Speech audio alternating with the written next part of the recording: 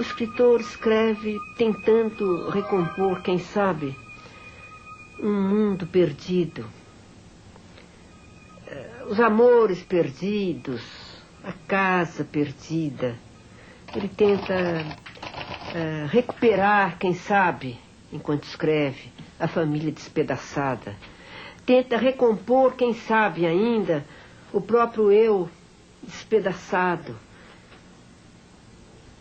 Ele tenta se buscar nas personagens e se buscar em si mesmo. Ele tenta recuperar o paraíso perdido. Nesse paraíso perdido está a infância.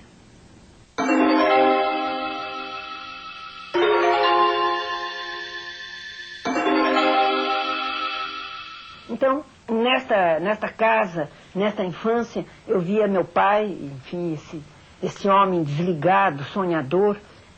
Essa primeira figura me ensinou o sonho. Foi a lição do sonho que eu tive.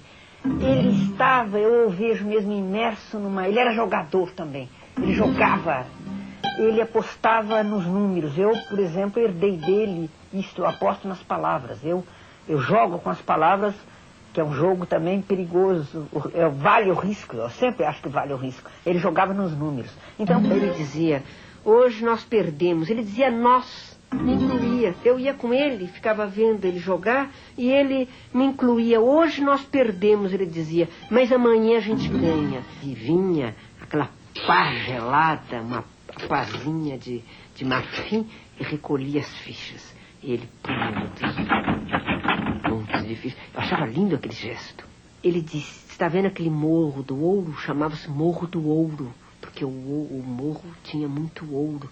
Você está vendo aquele Morro do Ouro? Eu sou dono de um pedaço grande daquele morro. Eu me senti riquíssima. E eu olhei, era um fim de tarde, o sol batia no morro. Meu pai com um charuto, palheta. E de repente eu vi um morro todo dourado, né? O morro resplandecente naquele fim de tarde.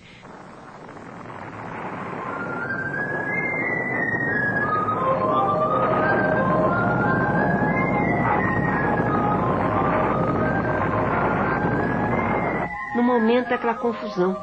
Estão todos, digamos, naquela turbulência, zona de turbulência. Oswald de Andrade cultuava os jovens, ele precisava dos jovens. Eu não entendia como ele dava tanta confiança pra gente, afinal, uma meia dúzia lá de gatos pingados, para ir à casa dele. Então, sentávamos no chão e ele ficava lendo, eu me lembro tão bem, meu Deus, ele lia os capítulos, o livro ainda não estava publicado, os capítulos do Marco Zero, do romance Marco Zero. Oswald de Andrade tinha uma voz lindíssima. Era uma voz quente, era uma voz assim, profunda. Nós ficávamos deslumbrados, comendo pipoca, tomando assim cerveja, para as meninas guaraná. E depois ele não passou mais a pipoca, porque a pipoca prejudicava o som da voz belíssima enquanto ele falava. Então ele cortou a pipoca, ficávamos então assim deslumbrados, ouvindo aquele homem com a voz tão linda, lendo os capítulos inéditos para nós, aqueles gatos pingados, lendo aqueles capítulos. Mário de Andrade eu conheci na faculdade de Direito. Mário de Andrade tinha mais paciência com os jovens do que Oswald de Andrade. Oswald era mais agressivo, era mais veemente. Tínhamos um pouco de medo. Eu, por exemplo, tinha um pouco de medo do Oswald de Andrade. Do Mário de Andrade eu não tinha medo. Música, violinos, tocavam violinos, e eu e Mário de Andrade na Confeitaria Vianense, meados da década de 40, tomando chá e conversando sobre o romantismo. Então, ele me fazia perguntas. Ele tinha muita curiosidade de saber como eu era uma jovem de boina nesse tempo. E de repente ele me apontou e disse: "Ô Lígia, o que você quer ser? O que é mais importante para você? Ser bonita ou ser inteligente? O que você quer mais ser? tida como uma moça, como uma jovem inteligente ou como uma jovem bonita? Eu respondi imediatamente, como uma jovem inteligente. E ele deu uma gargalhada, ele ria tanto. Ele disse, que bobinha, como você é bobinha. Eu disse, por que, Mário? Por que você está assim me esnobando tanto? E ele riu mais e disse, é tão importante a beleza, você não sabe, que inteligência nada. Eu disse, mas por que você diz isso, Mário? Eu disse, porque eu sou um canhão, ele disse. Eu sou um canhão. Ele disse, e canhão nesse tempo era uma expressão que saiu da moda também. Tantas expressões saíram da moda. Significava ser horrendo. Ele disse, eu sou um canhão. Detectar o avesso, não o direito das coisas. Meu avô dizia, solte os cachorros. Eu tentei soltar os gatos, tentei soltar o meu gato, Raul, para viver a sua vida.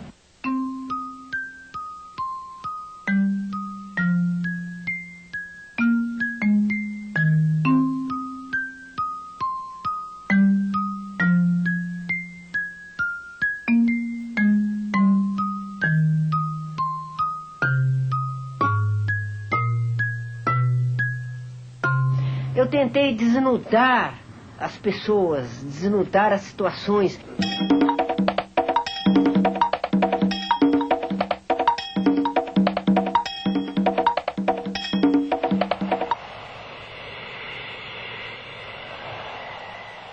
Penetra surdamente no reino das palavras. Lá estão os poemas que esperam ser escritos. Ei-los sós e mudos, em estado de dicionário, e perguntam sem interesse pela resposta. Trouxeste a chave?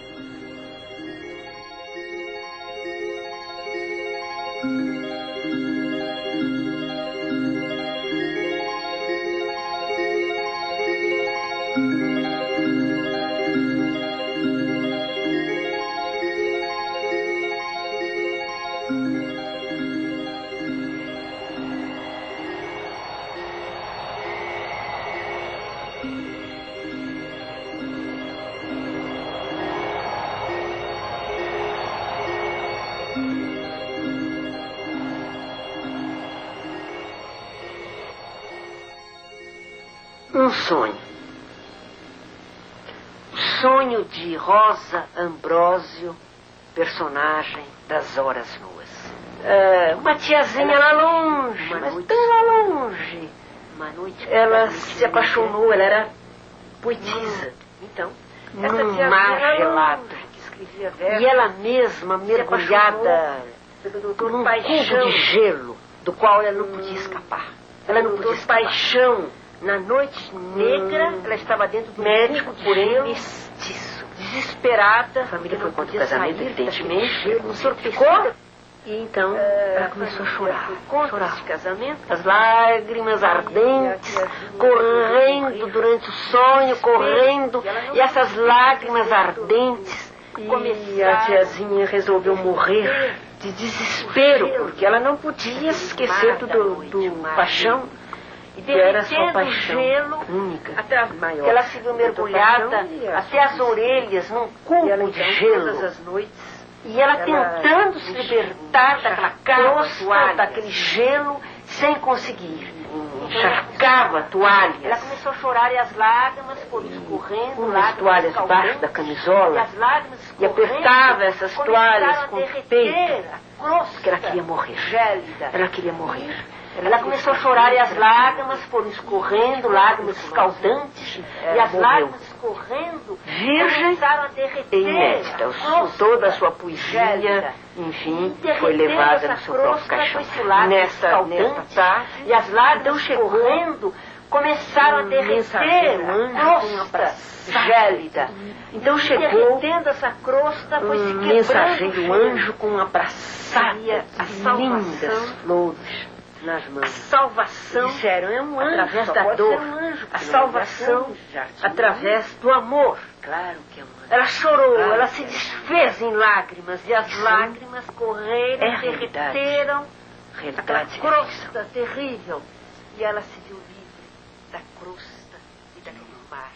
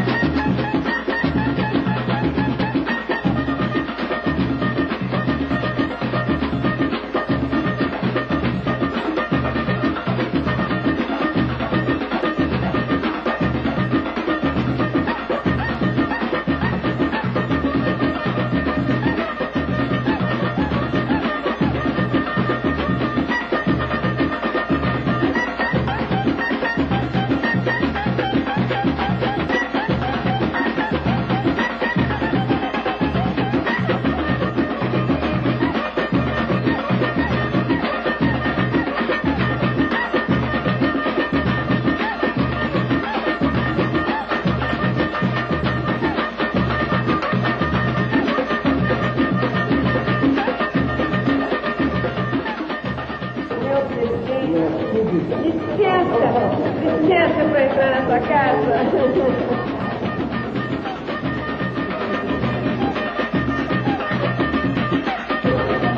Agora é? Quem é Josué? Não conheço, não. Josué gostaria de falar com você, que ele queria, viu?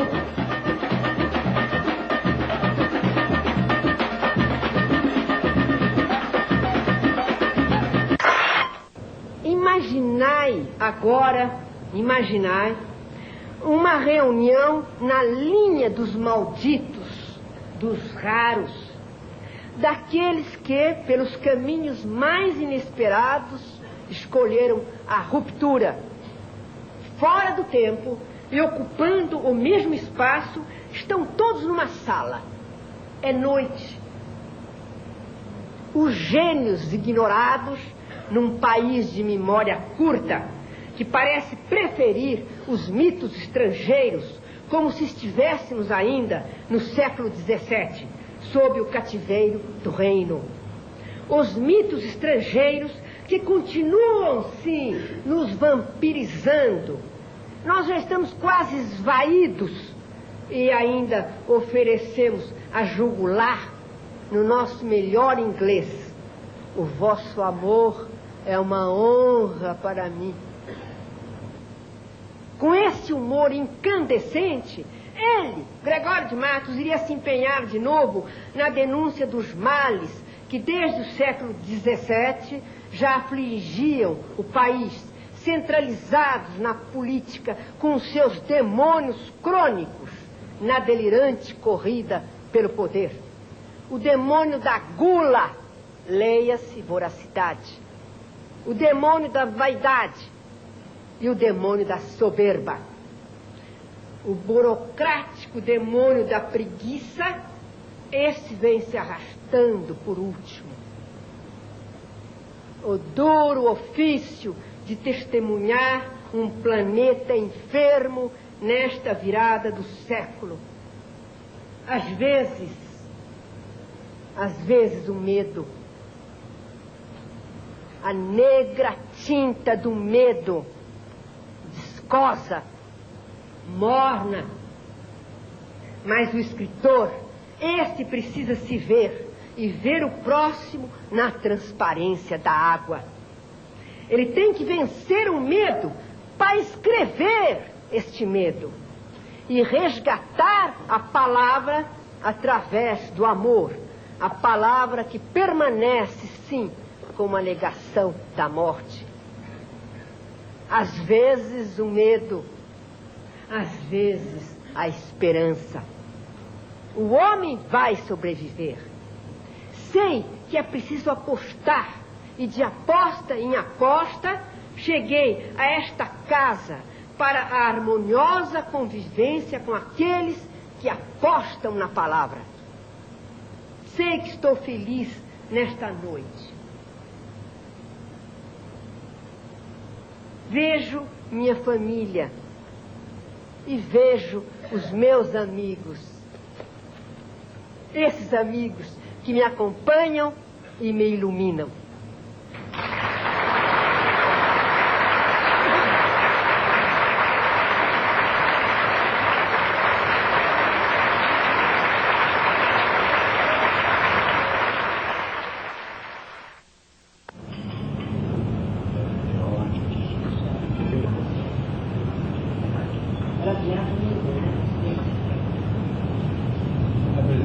Ela vai fazer comprando tudo na academia. Esse que vem aí eu vou botar torreiro. Não convida lá.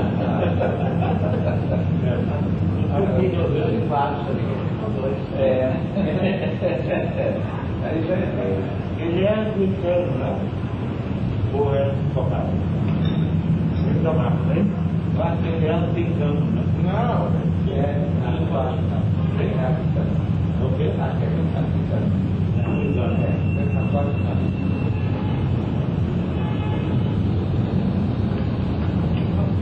É isso?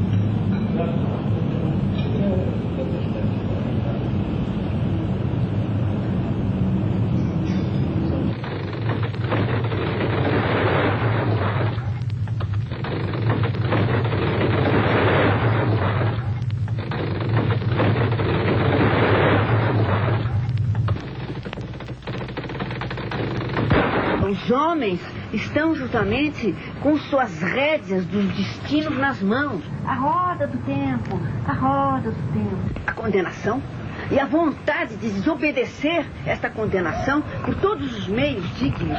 E mesmo o medo da morte que acompanha o homem, a condição do homem. Loucura, morte, o medo, a vontade de agarrar o corpo sutil, arrancar do lugar comum da alma, quebrar o convencional.